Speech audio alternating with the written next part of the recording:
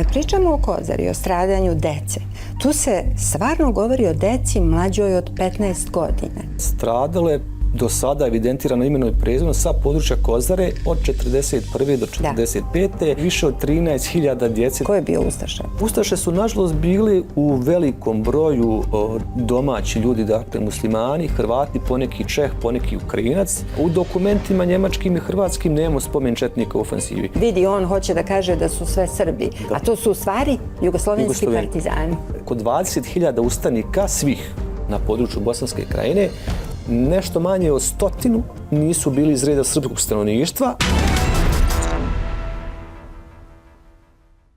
Dobar dan, ja sam Ljiljana Smajlović, ovo je Relativizacija u kojoj sam danas zamolila Borisa Radakovića, kustosa istoričara iz Memorijalnog muzeja na Mrakovici, što je deo Nacionalnog parka Kozara, da dođe u Beograd samo da pričamo o načinu šta se promenilo ove godine u načinu obeležavanja Kozaračke bitke i kakav je to odjek dobilo u Sarajevu i u Beogradu drugačiji. Borise, hvala vam što ste samo zbog nas danas došli iz Prijedora. Hvala, zadovoljstvo moje. Primetila sam dve stvari. Prva je da je naše bošnjačke susede veoma iznerviralo što je Republika Srpska obeležavala kozaračko stradanje 11. jula, kad se obeležava stradanje muslimana u Potočarima. A druga je da se i u Beogradu, a možda i u Banja Luci, ne znam, sve više govori o ulozi četnika u stradanju tog naroda i u toj nemačko-hrvatskoj ofanzivi. Prvo mi recite, jel grešim? Jeste i vi osjetili u Prijedoru gde živite da se ova malo promjena desila u načinu kako je primljeno obeležavanje Kozare? Pa više se osjetilo u određenim medijima, sad sve zavisi kakve medije prati.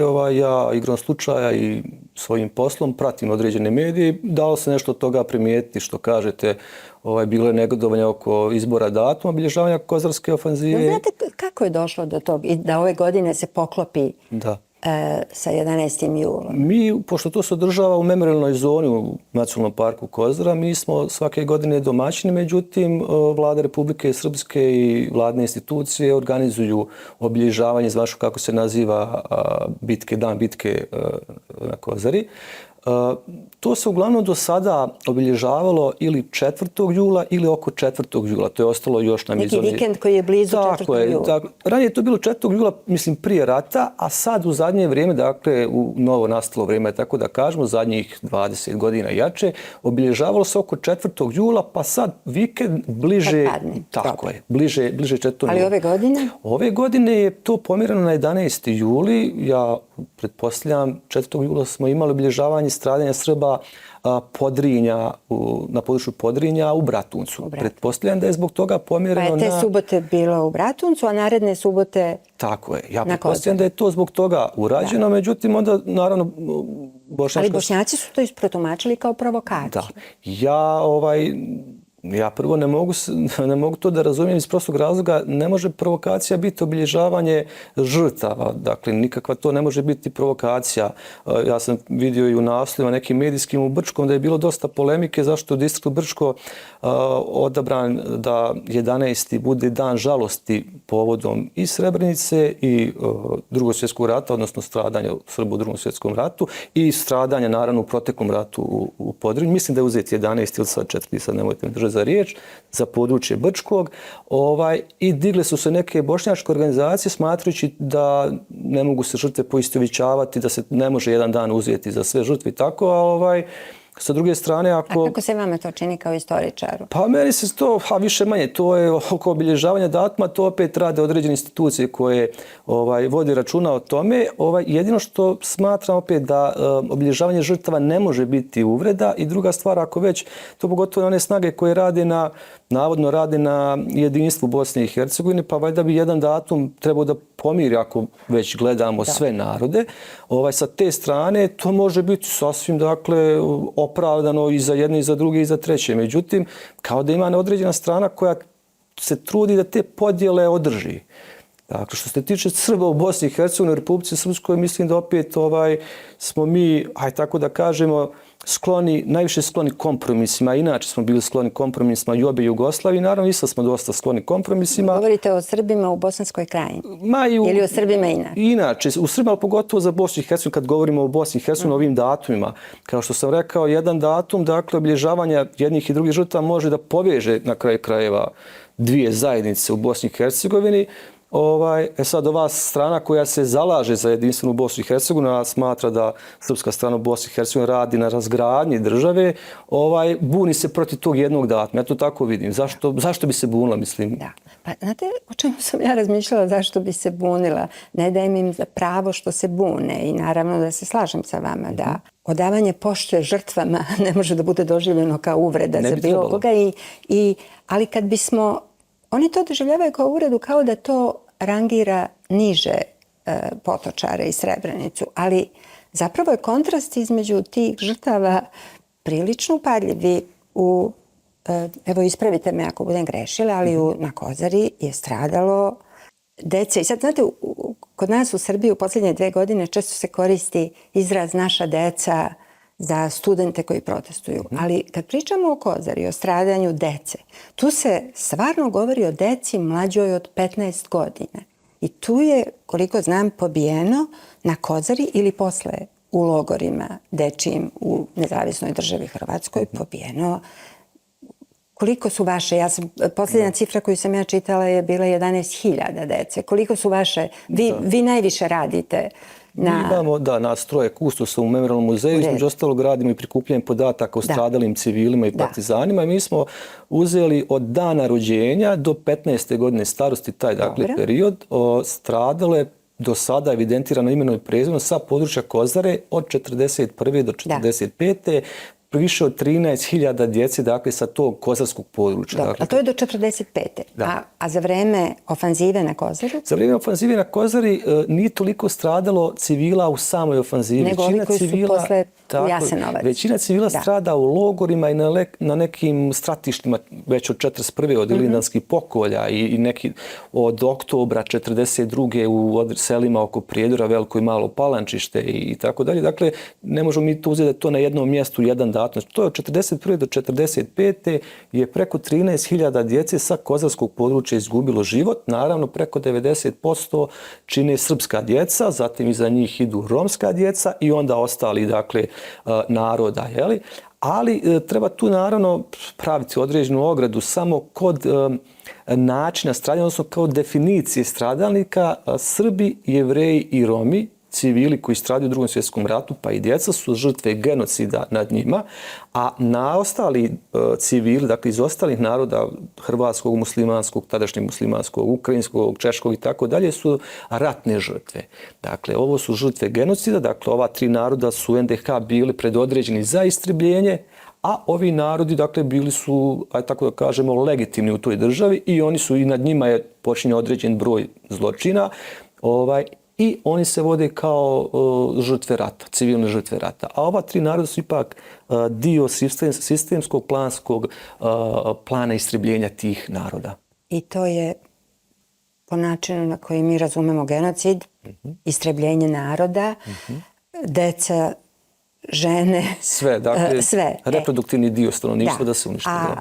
I sad kad ste malo prepitali šta bi njima moglo da smeta u tome, pa ako povlačimo tu paralelu između kozaračkih stradanja i stradanja u Srebrenici, upadljivo je da su u Srebrenici uglavnom žrtve ili ratni zarobljenici ili uglavnom muškarci koji su u dobi, kako se to kaže, vojno sposobni muškarci. Pa što se tiče stradanja Kozare, tu je omjer djece i žena daleko veći u odnosu, dakle, naravno, većina su i ovdje na Kozari su većina odrasli muškarci, ali veliki broj od preko 1/3 do blizu 40% su žene i djeca. 40%? Pa otprilike, dakle sad nemojte me držati za riječ, ali otprilike, znači muškarci ovdje čine većinu, ali opet treba gledati naravno stradale partizane koji se posebno broje. Mi imamo na Memorijalnom zidu na Mrakovici blizu 10.000 partizana, a dakle ovi ostali su stradali kao civili. Dakle, trebamo i tu ogradu praviti.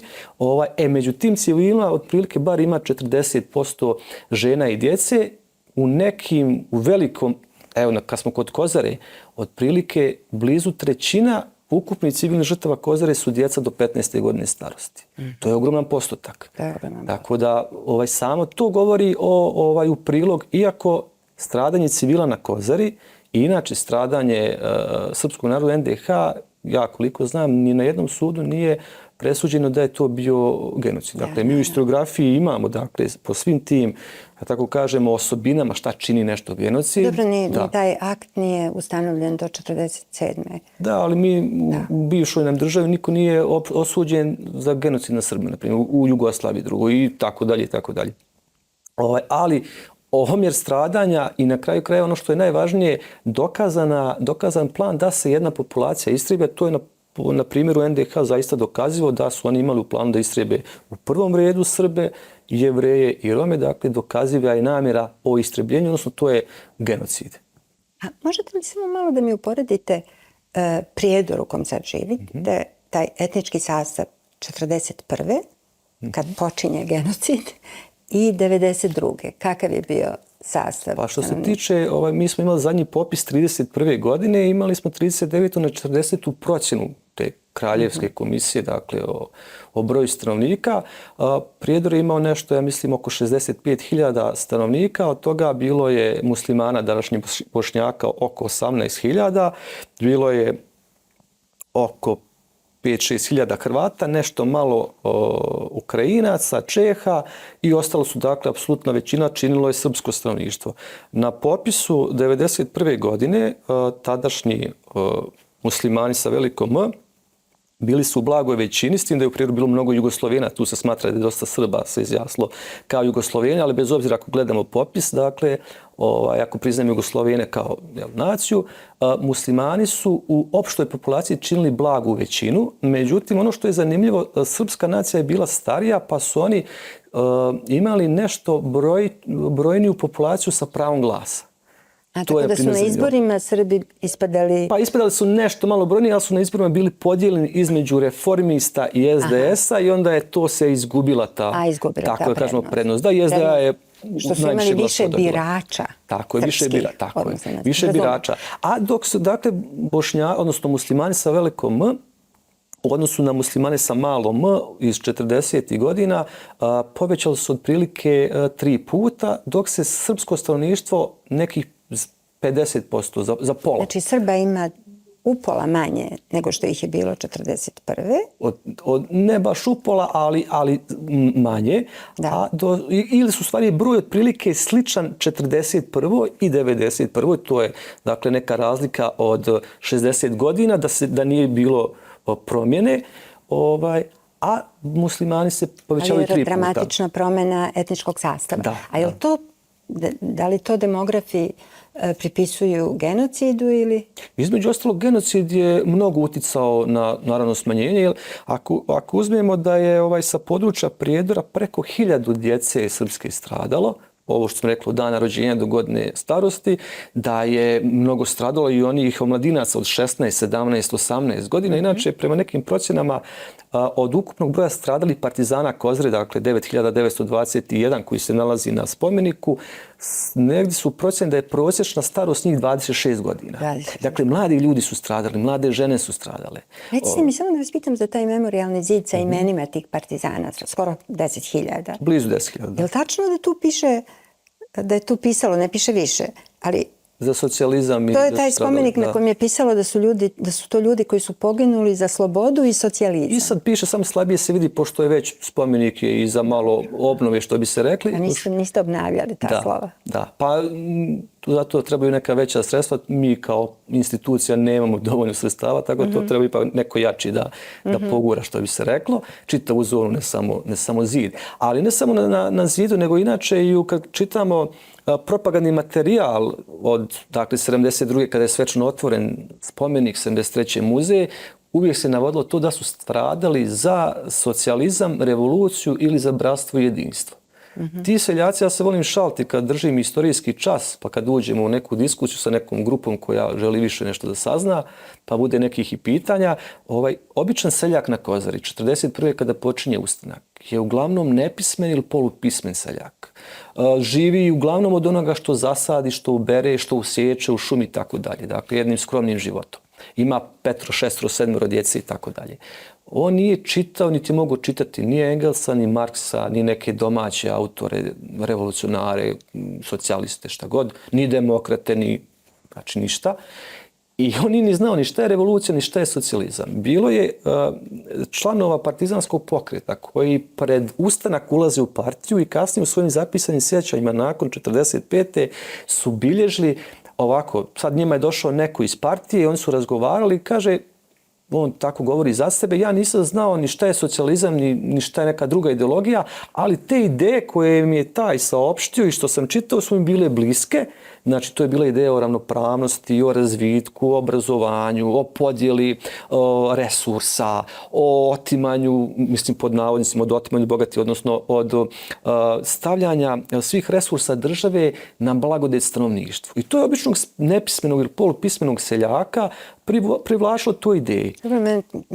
Privlačilo bi i mnoge obrazovane ljude. Između ostalo, ali govorim za područje Kozare, jer Kozara je među obrazovanim ljudima bili su sveštenici, učitelji, neki činovnici. Mladen Stojanović. Mladen Stojanović je legendarna ličnost na kraju i do danas je ostao legendarni komandant Kozare. Doktor Mladen Stojanović. Zvali su ga u komunističkoj literaturi crvenim doktorom, međutim prije rata njega su nazivali narodnim doktorom zbog njegovog humanog rada. Pričali su se priče i danas se pričaju kako je bolesne liječio džabe ko nije imao da plati, kako je čak davao svoj novac ženama koje su dolaze iz daleka da imaju za pelene da kupi. Dakle, da je zbog toga je nazivan narodnim doktorom. Onda je naravno, kada je počela revolucija, to jest kada je počeo Drugi svjetski rat, onda je on preimenovan od strane opet te neke komunističke literature i tih nekih ideologa u crvenog doktora. Ali ja sumnjam da i predratnog komunista. Mi znamo da on u partiju ulazi prije rata, ali on ulazi 40. Ja mislim u septembru 40. Da je mjesec septembar, 40. je sigurno godina. On faktički ulazi pred rat u partiju. I kad smo možda zanimljivo za ljude koje ne znaju, njemu kada dolaze partijci, kada on razgovara sa njima, oni mu govore i on kaže, ja nisam još spreman, ja nisam raskinuo sa nekim malograđanskim navikama, nisam raskinuo sa religijom.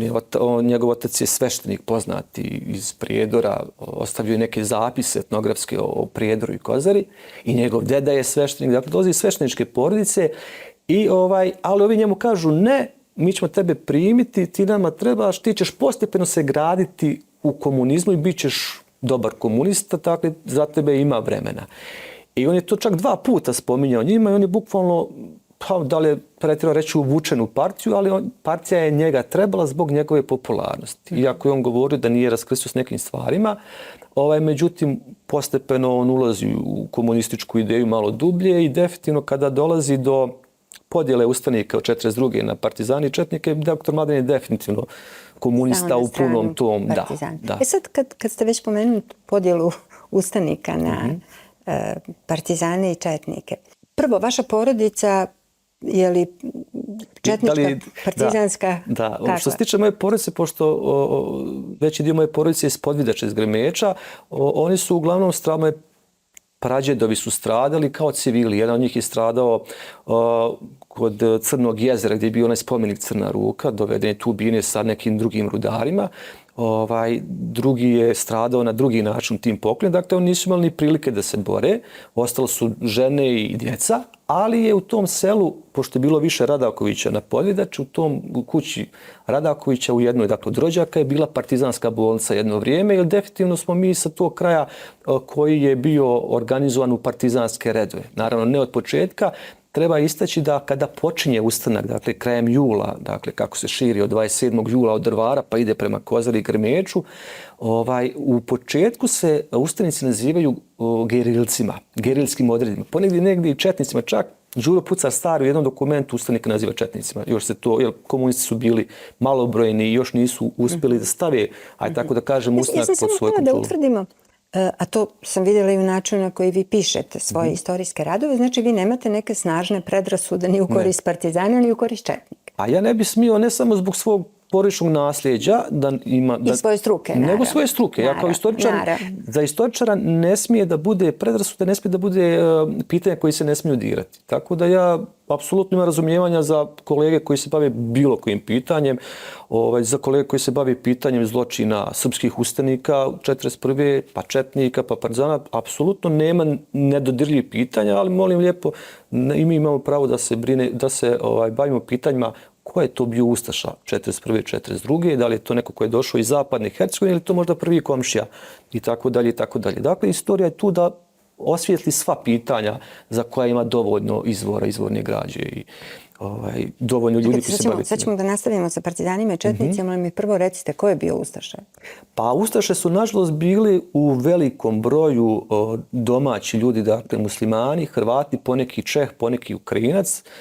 Komšije. Pa komšije iz susjednih sela ili ako su u pitanju gradske sredine iz susjednih naselja i tako dalje. S tim da pored ustaških jedinica oni su punili u velikom broju i domobranske jedinice i razne milicije i oružnike. Dakle, ne čine vojska NDH, odnosno zločine i državnu vojsku ne čine samo ustaše. I domobrani su itekako učestvovali i u zločinima i na kraju krajeva u održavanju čitavog tog sistema. Domobrani su ta stajaća vojska, oni održavaju NDH. Mi imamo, na primjer, baš sa područja Prijedora iz septembra 1941. Ako ste čuli za muslimanske rezolucije, čuli ste da ima Prijedorska rezolucija gdje su određeni muslimani digli glas protiv ubijanja pravoslavaca. To, na primjer, jeste tačno. Ali prvo kada se uđe u karakter tih muslimanskih rezolucija, tu se vidi da su ti muslimanski predstavnici u prvom redu htjeli da skinu sa sebe optužbe za zločine nad Srbima, jer muslimani masovno učestvuju na području Bosne i Hercegovine, masovno učestvuju u tim prvim pokoljima Srba. Sa druge strane, u toj Prijedorskoj rezoluciji se otprilike ovako kaže, pored svega ostaloga, žali se dakle na predstavnike muslimana u vladi NDH jer u Prijedoru i inače u Bosanskoj krajini malo se muslimana zapošljava u državne institucije, iako je ostalo dovoljno mjesta nakon protjerivanja Srba. Otprilike tako piše u toj Prijedorskoj muslimanskoj rezoluciji. Tako da su te rezolucije s jedne strane veoma diskutabilne, sa druge strane zaista mi možemo čuti da se tu pravoslavci ubijaju, da se zbog toga diže ustanak i da su opasnosti časni muslimani zbog nekolicine muslimana koji učestvuju u tome, ali nažalost to nije bila nekolicina. To je samo na području Kozarca, dakle kod Prijedora, mi raspolažemo sa preko 100 imena muslimanskih ustaša i naoružanih civila, odnosno divljih ustaša koji učestvuju u Ilinanskim pokoljima, i na području između Kozarca i Trnopolja postoji jedan toponim koji se zove Zajednice. 2. avgusta 1941. godine na Ilina tu je ubijeno nekoliko stotina Srba od strane tih lokalnih ustaša. Dakle, to nisu bile mali broj ljudi koji učestvuju u tim zločinima. Da ne spominjemo Cazinsku krajinu koja je apsolutno, kada gledamo odnos muslimana i Hrvata, muslimani su apsolutno bili većinski, bilo je tu dosta i Srba, da je znalo po 2000 naoružanih muslimana, dakle uglavnom civila, oni su naoružani uglavnom hladnim oružjem, da idu pod vojstvom Hodže Bećira Borića i da kolju oko Cazina, upadaju srpska sela, pljačkaju, kolju, siluju i tako dalje. Dakle, sve su to formacije koje učestvuju u istrebljenju Srba i nažalost u Bosni i Hercegovini u velikom broju su oni bili popunjeni iz reda muslimanskog stanovništva, jer da je postalo to borbeno bratstvo, kako se spominje u komunističkim dokumentima, partizanskim dokumentima u toku rata i literaturi nakon 1945. godine, da su zaista lokalni muslimani Hrvati stali u Srbe, ne bi bilo genocida nad Srbima.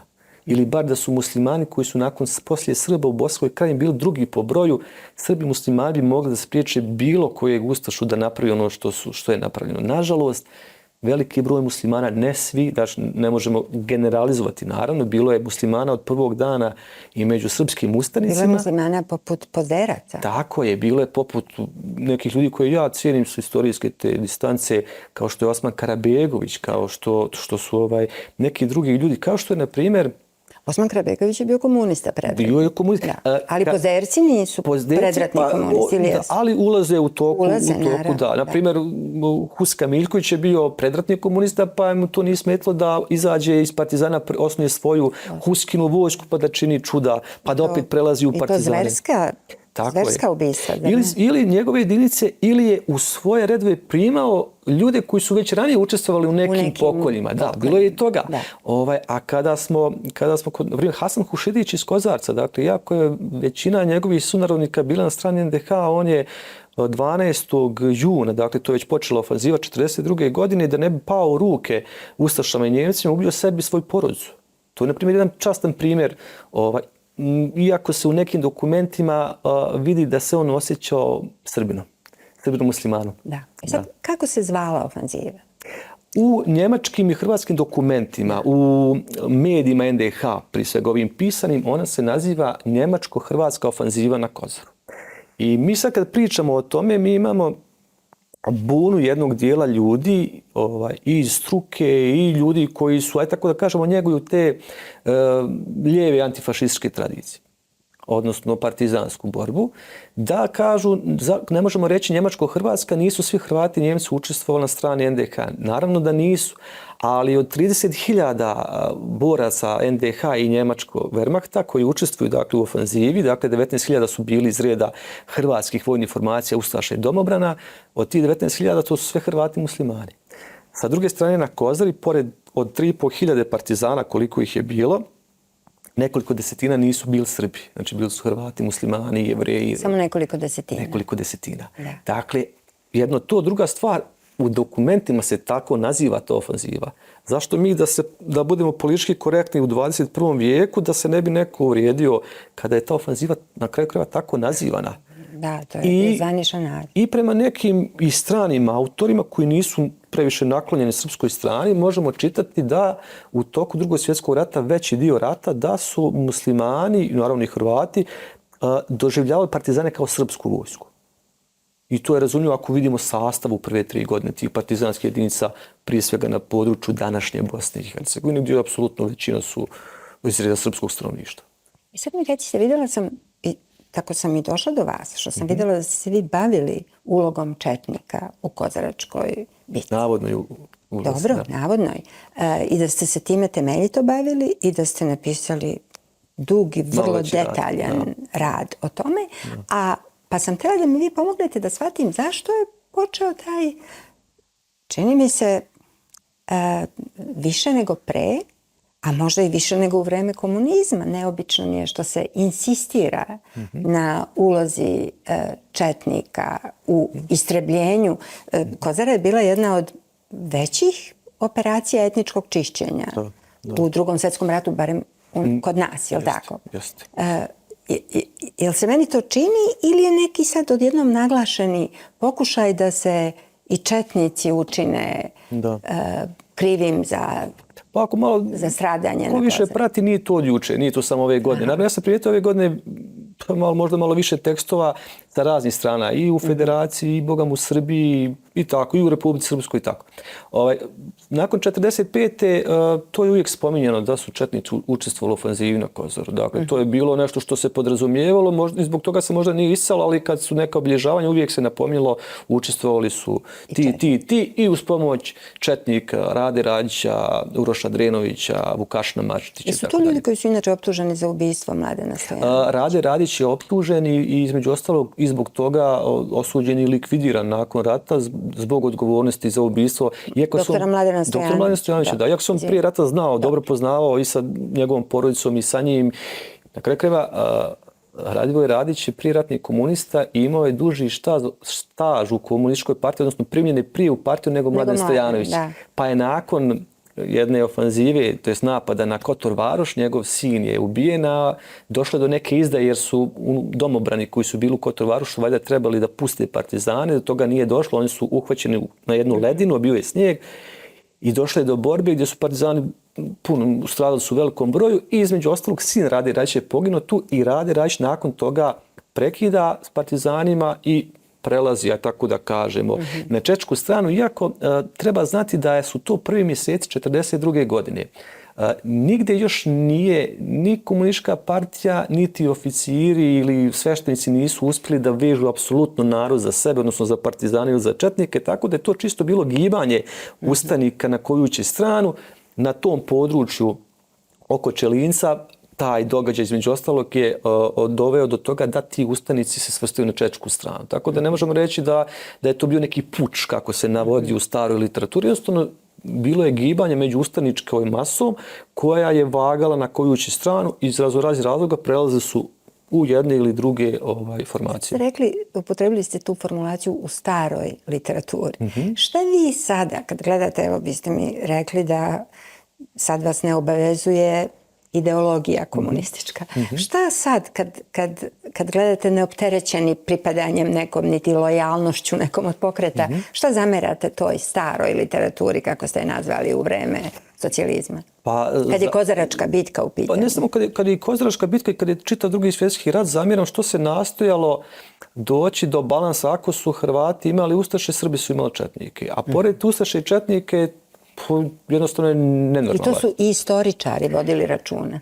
Istoričari u početku naravno više ljudi iz partije, ali su naravno istoričari su bili uključeni u taj proces s tim da kako je odmicalo vrijeme od negdje polovine 70. godina pa prema raspadu Jugoslavije bilo je sve više objektivnijih radova, ali opet niko od tih radova, bar koliko ja znam, nije istražio tipa pitanje Kozare i pokazao ovo što sam ja pokazao u tom opštinom radu. Šta ste pokazali? Pa ništa. Što se tiče sad stare literaturi, mi imamo dio i današnjih kolega koji također zastupaju tu teoriju da su četnici apsolutno učestvovali u ofanzivi na Kozoru, s tim da su oni, vi u medijskim tim natpisima, njihovim nekim intervjuama možete čuti da oni kažu da učestvovali su četnici i oni su pomagali u genocidu, svašta nešto se može pročitati. Međutim, u ozbiljnijim njihovim radovima i intervjuima već se vidi da oni ne tvrde da su bili četnici na samoj Kozari, ali da su bili južno od Kozare i da su bili dio, kako kažu, zaprečne linije, odnosno kruga, obruča oko Kozare. A to što oni spominju da je to bilo zapreču, to su četničke teritorije. Između, dakle, to je prije svega trokut između gornjeg toka rijeke Sane i Vrbasa prema Manjači. Taj jedan trokut gdje su bile jedinice četničke u tim selima je bilo četnika, jednostavno su ljudi bili na svojim teritorijama. U toku, to je prije ofanzive na Kozoru, dakle, da kažemo da ona traje od 10. juna do 18. jula, kada zvanično Njemci, Hrvati, tako kažem, prelaze u odbranu za posjednute teritorije. Dakle, u tom periodu oko 30.000 njemačkih i hrvatskih snaga, pripadnika njihovih snaga, učestvuje u napadu na Kozoru, na oko 3.500 partizana i oko 80.000 civila, uglavnom srpskih civila. Koji su zaista u obruču. Zaista su u obruču. U toku rata, dakle, od bombi, granatiranja nekih lokalnih likvidacija strada određen broj i civila, opet veći dio će stradati u logorima Nezavisne države Hrvatske. Oko 500 partizanskih ranjenika u tim planinskim bolnicama je zarobljen i likvidiran. U tim prethodnim ofanzivama civili su ostali kod svojih kuća, misleći da ih neće niko dirati. Ali u svakoj ofanzivi bilo je likvidacije civila. I poučeni tim iskustvom, oni dio samovoljno bježi u Kozaru, dio partizani pozivaju da se sklanjaju, računajući da neprijatelj neće ići do kraja, da će stati kao i ranije do nekog dijela Kozare, međutim ovaj put se češlja čitava Kozara. I sve to dovelo do tih nekih nesnalaženja i zabuna i hvatanja velikog broja civila u obruču na Kozari. Tako da ne smijemo ići u krajnost pa relativizovati genocid pričom da su komunisti odgovorni za stradanje Kozari. Tako da i to je jedna od priča koja danas kruži, prije svega internetom i tako. Ali da se vratimo na četnike i ofanzivu na Kozari, tu malo smo odlutali. Tako da ima kolega koji, svi mi imamo i svog subjektivnog, jel tako? Ima kolega koji simpatišu partizanski pokret, ajde malo više nego što bi istoričar trebao da simpatiše neki pokret. I oni zastupaju tu tezu da su četnici učestvovali u zapričavanju te linije. Međutim, četnici sa toga kraja, pošto ja sam detaljno u radu išao bukvalno iz dana u dan gdje se nalaze, od likvidacije Mladena Stojanovića, dakle od početka aprila do skoro bukvalno 42. godine. 42. Da, pričamo o 42. Dakle, ali od aprila 42. do avgusta pa i dalje, partizani u talasima vrše između ostalog ofanzive i na četničke teritorije. 1. juna, a prema svjedočenju u svojim sjećanjima i Koste Nađa i nekih drugih partizanskih prvaka i komunističkih, bio je cilj da se u toj ofanzivi unište četnici, dakle u ovom dijelu, dakle o kojem sam govorio, i da se partizani da naprave koridor do rijeke Bosne.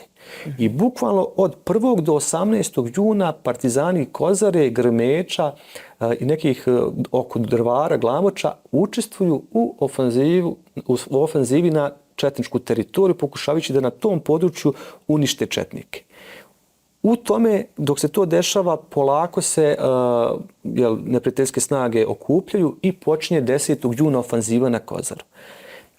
U prvih dana, rekli smo, partizanski štab se nije snašao i prvih dana ofanzive, tipa 11. juna, 13. juna, kako operativni štab za Bosansku krajinu šalje izvještaje vrhovnoj partizanskoj komandi i kako sa terena Kozare stižu izvještaje, govorilo se da su četnici glavna opasnost, da se oni trebaju riješiti, a da je ova ofanziva koja ide na Kozaru da je jedna od većih ofanziva, ali da neprijatelj vjerovatno planira dakle, da sredi, kako tamo u jednom dokumentu stoji, ekonomsko stanje na terenu, da se malo izvježba, što bi se reklo, na području Kozare i da se te jedinice pomjere na istočni front. Dakle, apsolutno su bili neinformisani i nesnađeni. I dok to traje, dakle, partizani s druge strane napadaju četnike na ovom području i tek kasnije kada su uvidjeli da ofanziva je nešto više, tada je već bilo kasno. I tada dolazi dakle do pada Kozare. Partizani se povlače i sa četničke teritorije od 18. juna u Podgrimić. A četničke snage dakle učestvovale su u odbrani svojih teritorija i naravno učestvovali su sa domobranskim jedinicama krajem maja i početkom juna u deblokadi, na primjer, Ključa. Ali to su opet operacije koje nisu imale veze sa Kozarom. 5. juna Friedrich Stahl, glavnokomandujući njemačko-hrvatskoj ofanzivi na Kozaru, izdaje jedan proglas za područje, dakle pod njegovom kontrolom za područje zapadne Bosne i navodi dakle da on stavlja sve i civilne i vojne vlasti pod svoju kontrolu na tom operativnom području i da sve jedinice koje učestvuju u tim dejstvima, njemačke i hrvatske, su pod njegovom kontrolom. Dakle, ne navode se četničke jedinice nikako, dakle. Jednostavno nisu ubrojane u tu ofanzivu. Zatim, nakon ofanzive, kada on šalje jedan opširan izvještaj o tome šta se dešavalo, između ostalog spominju se i žrtve njegovih vojnika pod njegovom komandom i tu se navodi da je u toku ofanzive poginulo 69 Njemaca, mislim 160 ranjeno, 7 nestalo. 400 i nešto Hrvata je poginulo, preko 650 ranjeno i skoro 500 nestalo, oni su vjerovatno isto bili likvidirani. Četnici se tu ne navode. Dakle, nisu bili u toj ofanzivi, ali da jesu, onda bi bili navedeni valjda i četničke žrtve. I naravno u jednom drugom dokumentu od 17. ili 18. jula Friedrich Stahl, to je bilo i u medijima, u novinama Nezavisne države Hrvatske, gdje je on u tom dokumentu kaže otprilike u borbenom bratstvu njemačkih, hrvatskih i mađarskih četa, uništeni su komunisti na Kozari, još jedna komunistička tvrđava i tako dalje. Tu spominje Mađare, jer je otprilike 5 brodica riječne flote Mađarske učestvovalo u zaprečavanju na Savi da ne bi ljudi, civili, partizani preko Save prelazili u Slavoniju. Četnici se ni tu ne navode. Dakle, jednostavno tih četnika nema. U zapisanim sjećanjima edicija Kozara koja je izašla u 6 tomova od 71. do 78. izdata je ovdje u Beogradu, prikupljeno je nekoliko stotina svjedočanstava zapisanih sjećanja partizana, oficira, političkih komesara, medicinara, dakle svih onih koji su učestvovali u Kozari od 41. do 45. Na preko 5000 stranica u tih 6 tomova, nijednom se ne spominje od tih ljudi koji su učestvovali na Kozaru u tim borbama da su četnici na nekom sektoru borili se protiv njih. Također u zapisanim sjećanjima pripadnika prve krajiške udarne brigade, između ostalog glavnina je učestvovala u ovoj ofanzivi od 1. juna na četničku teritoriju.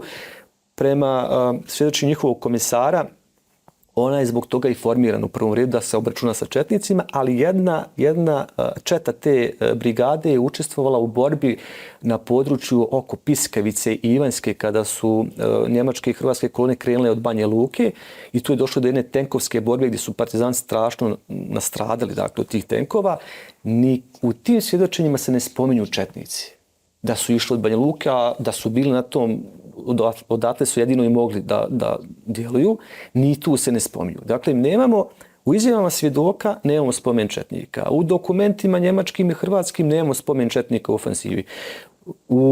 Zaboravio se reći, 7. juna ova četnička konferencija, niko od četnika ne spominje ništa o ofanzivi, jedino Uroš Drenović kaže da je načuo preko nekih svojih veza da će na komuniste oko 14. ili 15. juna biti sprovedena neka ofanziva.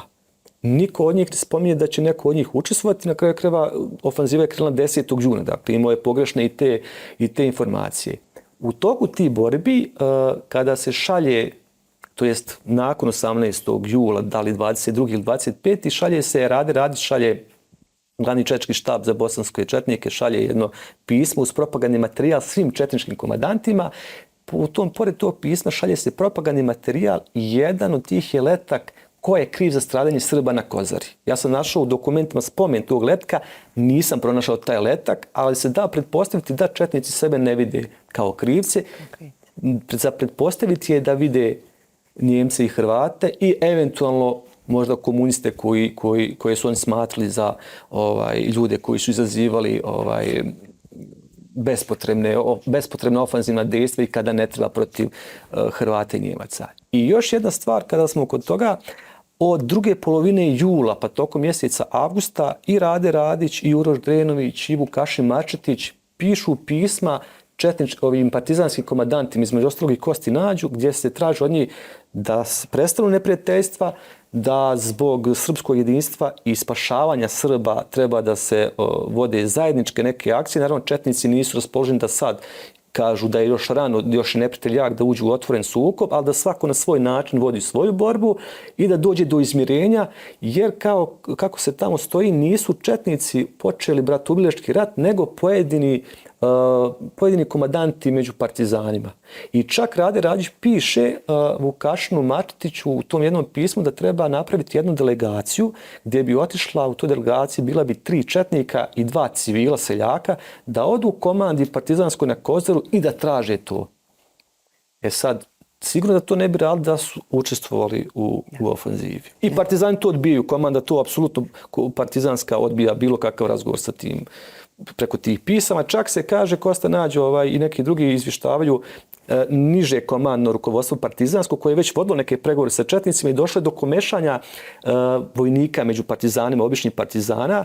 Zabranilo je komunikaciju, dakle da se nema šta razgovarati, jedino ako neka četnička jedinica želi da pređe pod partizansku zastavu.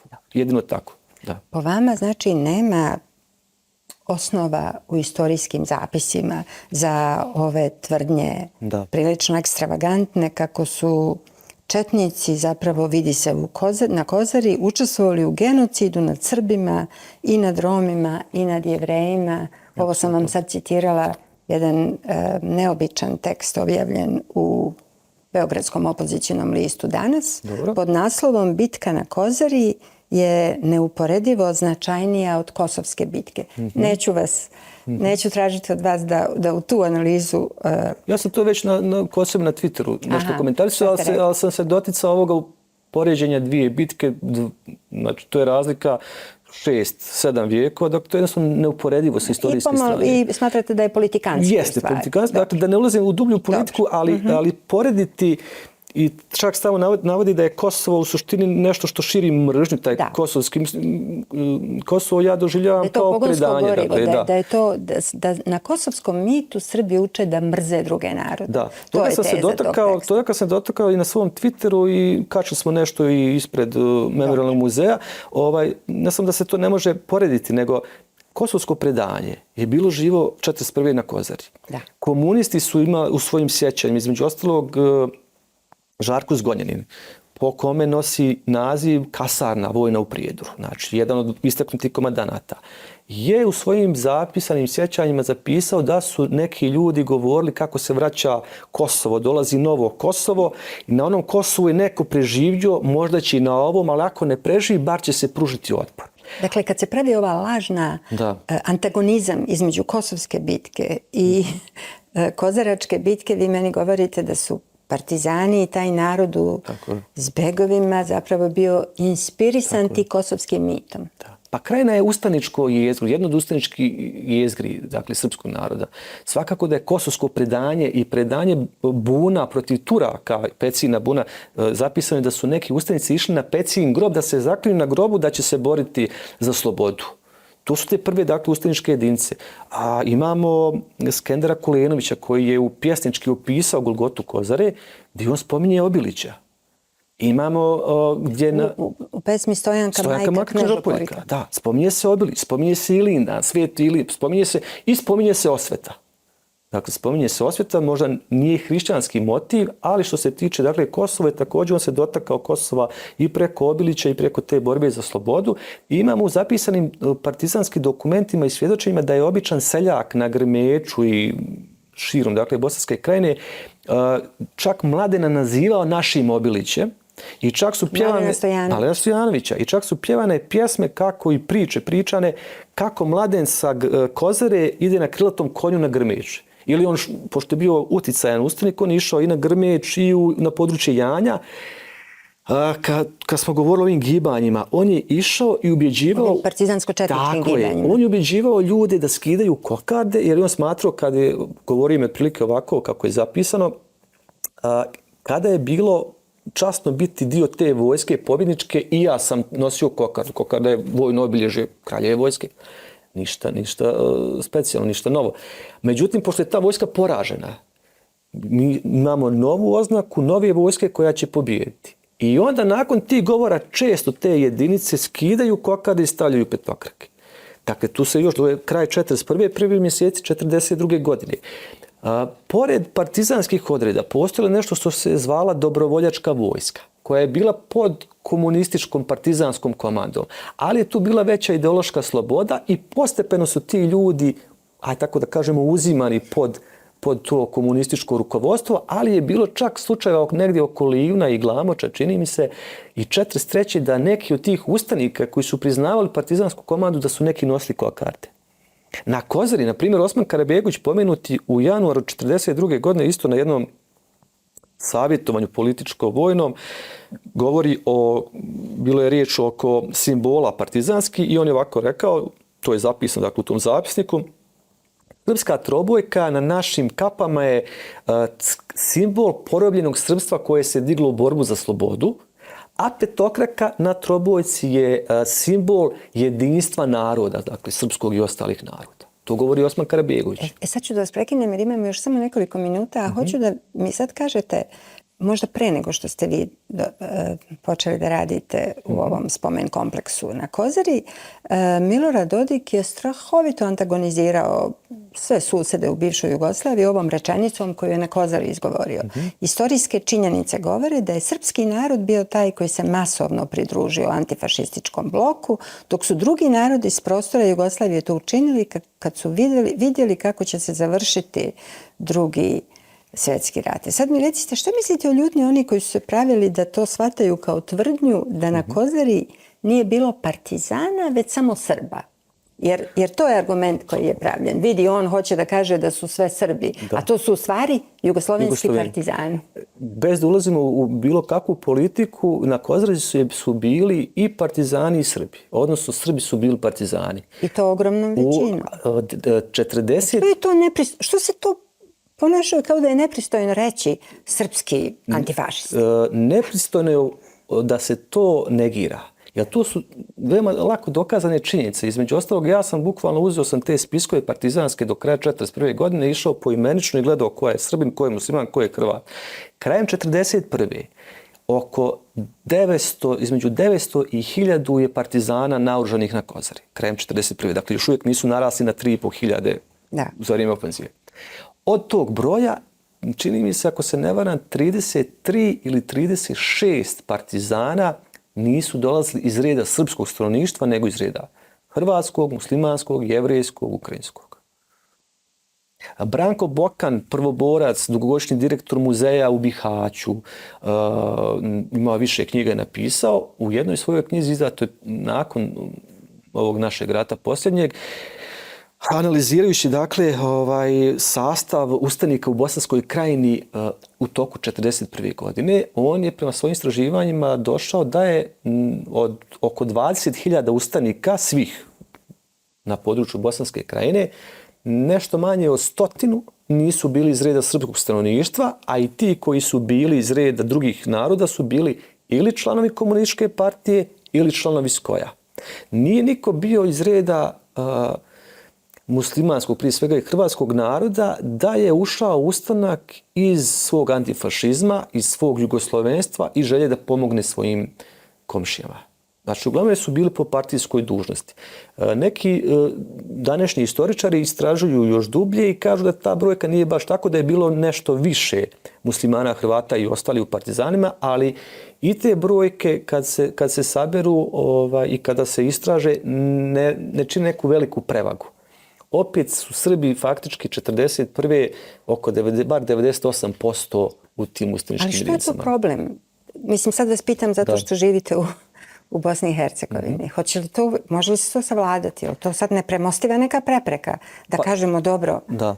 Nepremostiva je ako to uđe u neku političku agendu, a čini mi se da je ušlo, jer zvanično Sarajevo sebe voli da vidi kao antifašističko.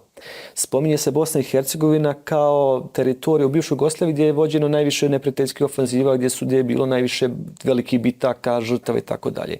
Ali se zanemaruje činjenica da ti partizani na području Bosne i Hercegovine su ogromno većim bili Srbi. Dakle, bilo je, najveće borbe su vođene, možemo reći, na području današnje Bosne i Hercegovine, između ostalog i Kozarska ofanziva i mnoge druge ofanzive, ali to su uglavnom u velikom broju učestvuju Srbi. Dakle, mi spomenuli smo blizu 10.000 imena partizanskih na Kozari, na Memorijalnom zidu, od tog broja nepuni 96% su Srbi, 2,9% su muslimani, 0,8 ili 9% su Hrvati i ostali. I kada se uzme otprilike za područje Sreza Prijedor, pošto time sam se bavio detaljnije, od 153 muslimana koja su stradala u partizanima kao partizanski borci od 1941. do 1945. Dakle, ukupno je bilo 153, Srba je oko 2080, dakle sa područja Prijedora, 72% su poginuli 1944. i 1945. I dobar dio njih je ušao iz neprijateljskih jedinica kada su već bili poraženi. S druge strane, 9. jul 1944. godine, konačno oslobođenje Kozarca, u jednom danu poginulo je 206 pripadnika Redžine muslimanske ustaške milicije iz Kozarca i 54 ih je ranjeno. Ostali su se povukli prema Prijedoru, ukupno ih je bilo oko 400 boraca. Dakle, za jedan dan u borbi protiv partizana, ako gledamo partizanski, to iz partizanske dokumentacije, poginulo je više muslimana protiv partizana nego za čitav rat u partizanima. Nego muslimana za čitav rat. Da. Hrvata još manje. Mislim, Hrvata je spominjali, njih je 15, mislim, 15 do 20 iz Prijedora, u tog čitavog rata je poginulo Hrvata iz Prijedora u partizanima. Kakvi su vam kontakti sa bošnjačkim istoričarima? Postoje li ljudi sa kojim se ne postoje lako oko ovoga dogovarate ili nemate nikakve dodire? Bar ja i kolege s kojima sarađujem, s kojima radim, nemamo sad neke kontakte. Nismo mi iskazali želju, niti su oni. Jedino što možda jedni drugima komentarišemo na društvenim mrežama ili u radovima opovrgavamo neke njihove, a oni naše i tako da. Tako da jednostavno Bosna i Hercegovina to su 3 svijeta. Mrka kapa. Tako je, to su 3 svijeta. Naravno, ne bježimo od razgovora, meni u muzej dolaze ljudi sa svih strana, od čitave Bosne i Hercegovine. Dolaze iz čitave Bosne i Hercegovine. Iz Argentine, iz Amerike, iz Južnoafričke republike, Kine, Japan, sa svih strana. I primećujete li razliku u tome šta koga interesuje? Pa većina ljudi ne kaže javno šta misli. Oni koji kažu, naravno, svi imaju sa svih strana ima poneka zamjerka. Srbi zamjeraju što nisu ovdje bili samo partizani, to je ova druga krajnost, nisu samo komunisti i tako dalje. Drugi zamjeraju nisu samo Srbi ovdje stradali. Mi im pokušamo objasniti, naravno da nisu samo Srbi, ali su u apsolutnoj većini stradali Srbi i u partizanima i među civilima. I nažalost, odmah se, ako se već uđu u diskusiju, mi naravno izbjegamo da ulazimo u rasprave u muzeju, nije to ni mjesto za rasprave koje se pretvore u svašta nešto. Uglavnom se spominje stradanje Bošnjaka u proteklom ratu. Mi poštujemo svačije stradanje, ali ne možemo, ko što ne možemo ni s naše strane da pravdamo neke naše zločine u proteklom ratu, tako ne može ni druga strana da svojom žrtvom u proteklom ratu pravda zločine svoje strane u Drugom svjetskom ratu, Prvom svjetskom ratu, na kraju krajeva turskom periodu. I naravno u ovom ratu su stradala sva tri naroda. Neki više, neki manje, ali to je bilo na svim stranama. Ne možemo dakle govoriti samo o jednoj žrtvi. Opet, ako hoćemo da gradimo kako tako društvo. Možemo da ih žalimo istovremeno. Naravno. Da poštujemo. Mislim, svak žali ono najbliže. Dakle, prvo žrtve svoje porodice, svog grada, svog naroda, pa tako dalje. Ali bar možemo da jedne druge poštujemo. Ako ne možemo sad, ne znam koliko, da nije tu ljudskoj... Ili da žrtve poštujemo. Da, žrtve, znači nevine civilne žrtve su za poštovanje, neki hrabri činovi drugih strana prema manjinskom na svojoj teritoriji narodu su također za poštovanje, ali toga je bilo na sve tri strane. Ne možemo ništa da izdvajamo. Ali opet antifašizam, ja ga volim nazivati antiustaštvom na našim područjima, jer meni Talijan nije, to jest našim predsjednicima nije držao kamu nad vratom Talijan. Nešto malo jesu njemački nacisti, ali u najvećem broju to rade domaći ljudi. Ustaše, domobrani, milicije, oružnici, naoružani civili, to jest divlje ustaše i tako dalje. Borise, hvala vam što ste došli i hvala vam na razgovor. Hvala vama. A hvala i vama što ste bili sa nama.